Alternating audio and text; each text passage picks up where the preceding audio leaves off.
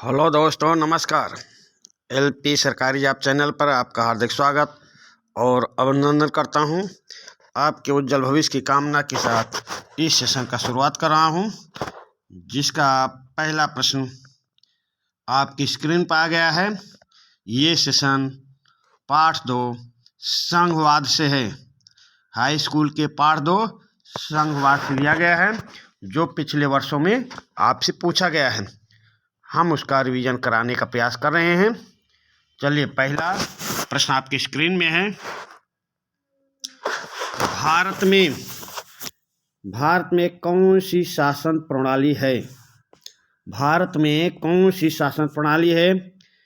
एकात्मक शासन प्रणाली है, या राजतंत्र शासन प्रणाली है, या संघीय शासन प्रणाली है, या तानाशाह शासन प्रणाली है?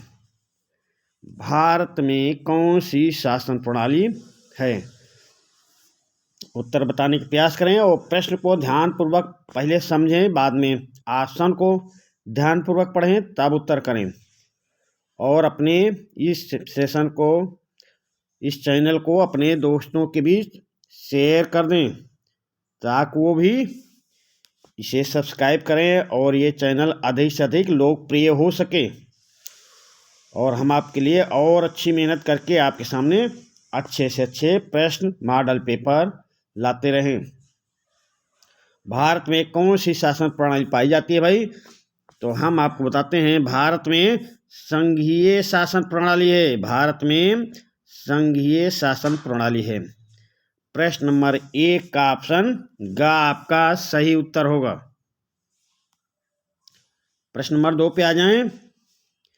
संघीय शासन व्यवस्था का मुख्य लक्ष्य कौन सा है? संघीय शासन व्यवस्था का मुख्य लक्ष्य क्या है? राष्ट्र की क्षेत्रीय विविधताओं को पूरा सम्मान देना है, या राष्ट्र की आंतरिक एवं बाह्य सुरक्षा की व्यवस्था करना है, या राष्ट्र का सर्वांगीण विकास करना है, या राष्ट्र में सांप्रदायिकता को रोकना है? तो प्रश्न नंबर 2 का ऑप्शन ध्यानपूर्वक पढ़ेंगे। पूछ रहा है संघीय शासन व्यवस्था का मुख्य लक्ष्य क्या है, और इसमें आपको ऑप्शन देखने से लगेगा कि भाई ऑप्शन तो सब अच्छे लग रहे हैं। अच्छे लगने से मतलब नहीं है, कौन सा मुख्य लक्ष्य है ये आपको बताना है प्रश्न नंबर 2 में। चलिए, हम प्रश्न नंबर 2 का ऑप्शन बताते हैं। संघीय शासन व्यवस्था का मुख्य लक्ष्य राष्ट्र की क्षेत्रीय विविधताओं को पूरा सम्मान देना है। प्रश्न नंबर 2 का ऑप्शन का आपका सही उत्तर होगा। प्रश्न नंबर 3 पे आ जाएं। ये प्रश्न 2020 में आए हैं। भारतीय संविधान की 8वीं सूची में कितनी भाषाओं का समावेश है? भारतीय संविधान की 8वीं सूची में कितनी भाषाओं का समावेश है? 22 भाषाएं हैं, 20 भाषाएं हैं, या 22 भाषाएं हैं, या 24 हैं, या 26 भाषाएं? तो अभी वर्तमान में प्रश्न क्या पूछ रहा है? भारतीय संविधान की 8वीं सूची में कितनी भाषाओं का समावेश है, यानी कि अभी वर्तमान में कितनी भाषाएं हैं? तो ये हम आपको बताते हैं। भारतीय संविधान की 8वीं सूची में 22 भाषाएं हैं। जब हमारा संविधान लागू हुआ था, तब इसमें 14 भाषाएं थी। अभी वर्तमान में 22 भाषाएं हैं। जब संविधान लागू हुआ था तो 14 भाषाएं थी। ध्यान देना भाई। प्रश्न नंबर 3 का ऑप्शन ख आपका सही उत्तर होगा। प्रश्न नंबर 4 पे आ जाएं। इनमें से कौन सा संघीय राज्य नहीं है? संघीय राज्य नहीं है। चल, इनमें से कौन सा संघीय राज्य नहीं है? तो मणिपुर राज्य है, हिमाचल प्रदेश राज्य है, अरुणाचल प्रदेश राज्य है, दिल्ली संघ शासित प्रदेश है भाई। ये संघीय राज्य नहीं है, ये संघ शासित प्रदेश है। प्रश्न नंबर 4 का ऑप्शन घ आपका सही उत्तर होगा। चलिए, अगले प्रश्न पे आ जाएं। भारत में भारत में कुल कितने संघीय राज्य हैं? 27 हैं या 28 हैं या 29 हैं या 30 हैं? तो वर्तमान में कुल कितने संघीय राज्य हैं ये आपसे पूछा जा रहा। तो भारत में वर्तमान में कुल 28 राज्य हैं, यानी कि ऑप्शन ख आपका सही उत्तर होगा। और कुल संघ शासित प्रदेश कितने हैं? 8 हैं। देखिए भाई, पहले 9 राज्य थे, 7 केंद्र शासित प्रदेश थे। जम्मू कश्मीर को संघ शासित क्षेत्र बना दिया गया, तो राज्य 28 बचे। अब संघ शासित क्षेत्र 7 2 9 हो गए, तो दादर नगर हवेली और दमन दीव को एक कर दिया गया, तो संघ शासित प्रदेश 8 बचे। तो वर्तमान में भारत में कुल 28 राज्य और 8 संघ शासित प्रदेश हैं। प्रश्न नंबर 5 का ऑप्शन ख आपका सही उत्तर होगा। प्रश्न नंबर 6 पे आ जाएं। संघात्मक शासन प्रणाली में अधिकारों का विभाजन होता है, किसके बीच होता है भाई? केंद्र व राज्यों के मध्य, या एक राज्य और अन्य राज्यों के मध्य, या व्यवस्थापिका एवं कार्यपालिका के बीच, या व्यवस्थापिका एवं न्यायपालिका के बीच। प्रश्न नंबर 6 का उत्तर करने का प्रयास करें। तो संघात्मक शासन भाई, संघात्मक शासन प्रणाली में अधिकारों का विभाजन होता है केंद्र और राज्यों के मध्य।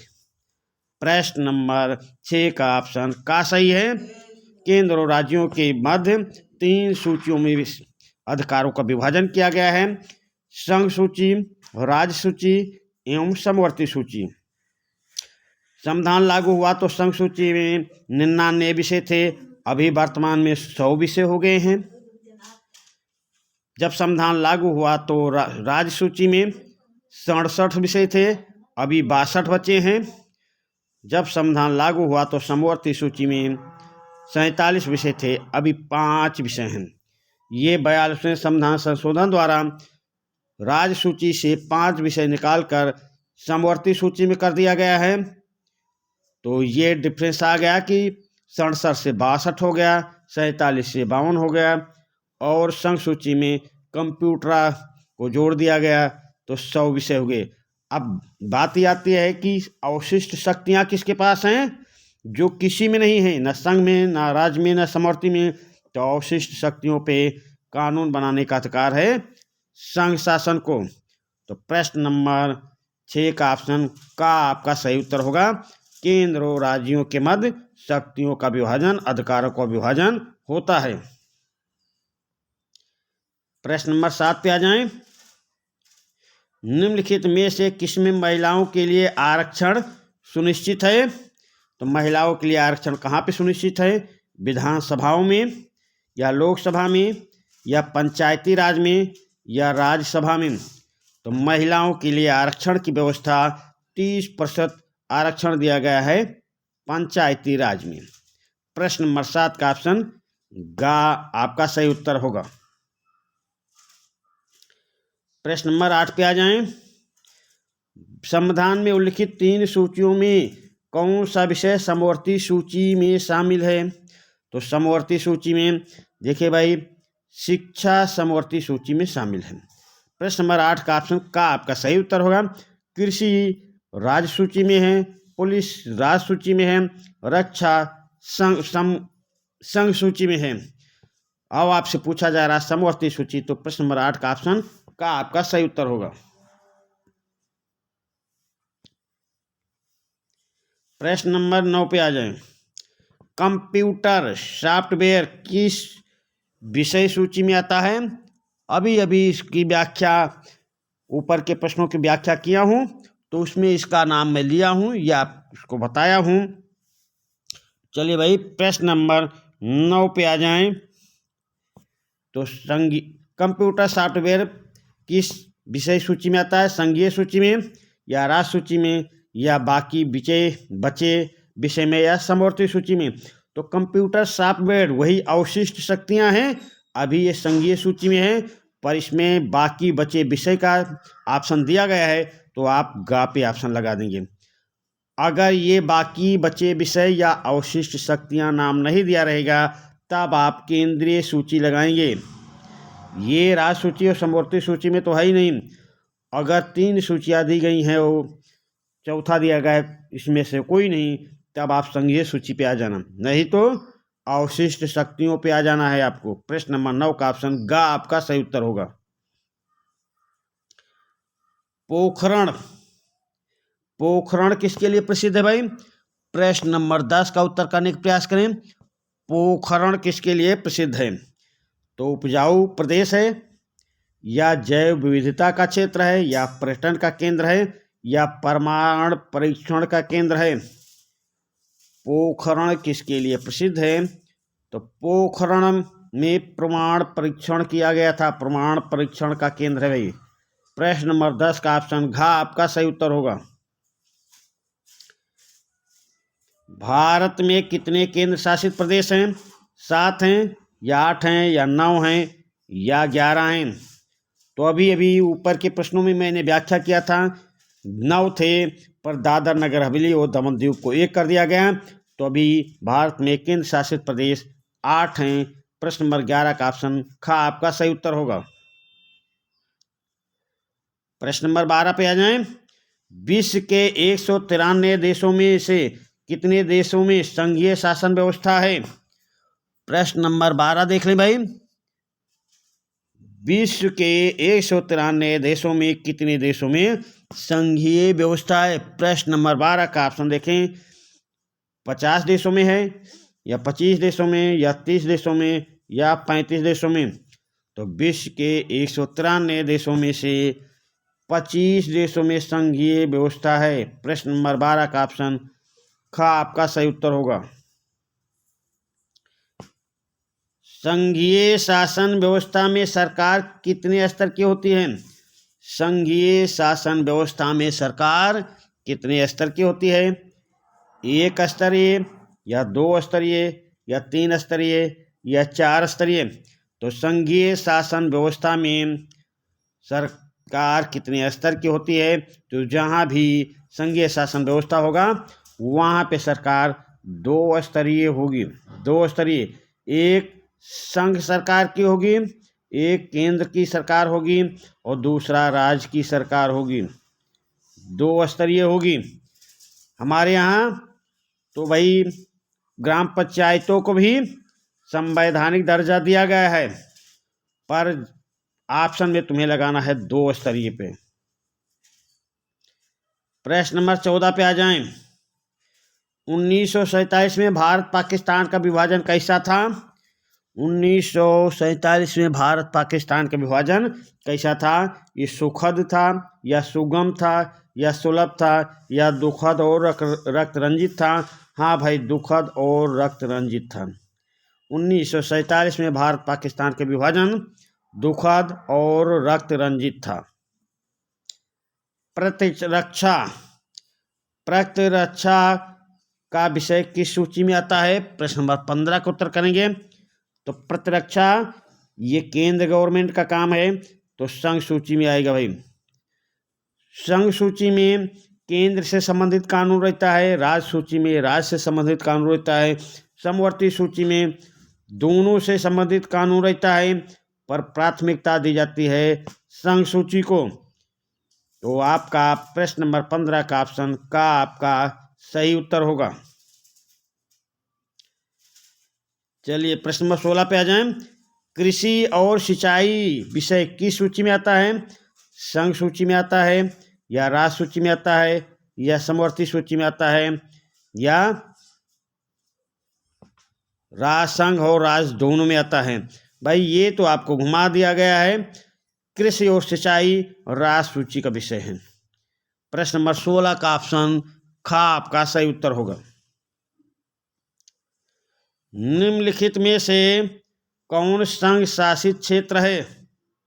संघ शासित क्षेत्र आपको पूछा जा रहा है, तो गोवा एक राज्य है भाई, गोवा राज्य है, ये कट गया। केरल भी राज्य है, ये भी कट गया। मणिपुर भी राज्य है, ये भी कट गया।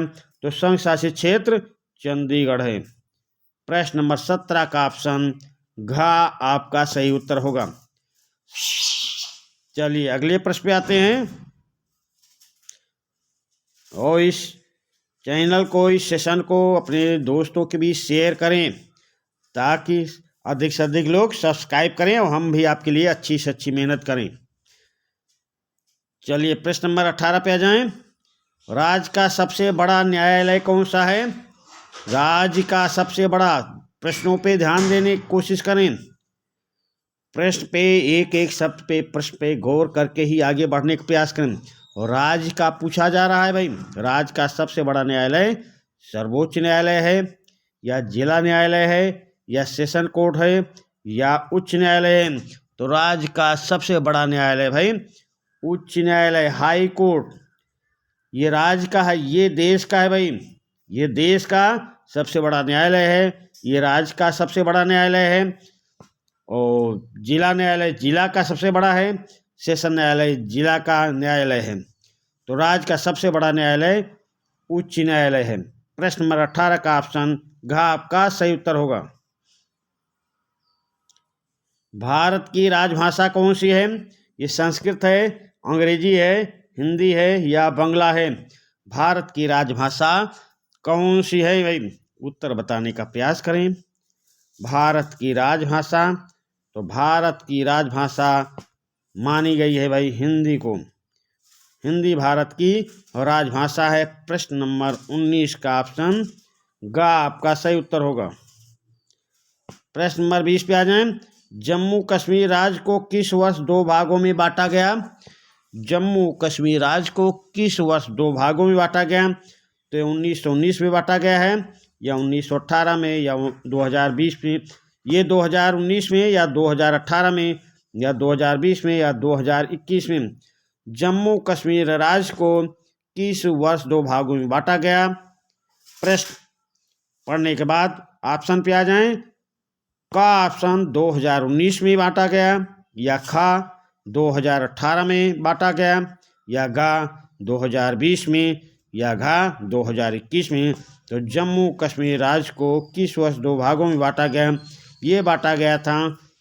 प्रश्न नंबर 20 का ऑप्शन का सही होगा 2019 में। 2019 में जम्मू कश्मीर राज्य को तोड़कर 2 संघ शासित देशों में, संघ शासित प्रदेशों में बांट दिया गया था। ये 2 संघ शासित प्रदेश जम्मू कश्मीर और लद्दाख हैं। इन्हीं दोनों को मिलाकर 9 संघ शासित प्रदेश हुए थे। बाद में दादर नगर हवेली के साथ दमन दीव को जोड़ दिया गया था। तो अभी वर्तमान में 8 संघ शासित क्षेत्र बचे हैं, 8 संघ शासित प्रदेश बचे हैं। तो जम्मू कश्मीर राज्य को किस वर्ष 2 भागों में बांटा गया? तो 2019 में 2 भागों में बांट दिया गया था। इसी प्रश्न के साथ इस सेशन का समापन करते हैं। धन्यवाद।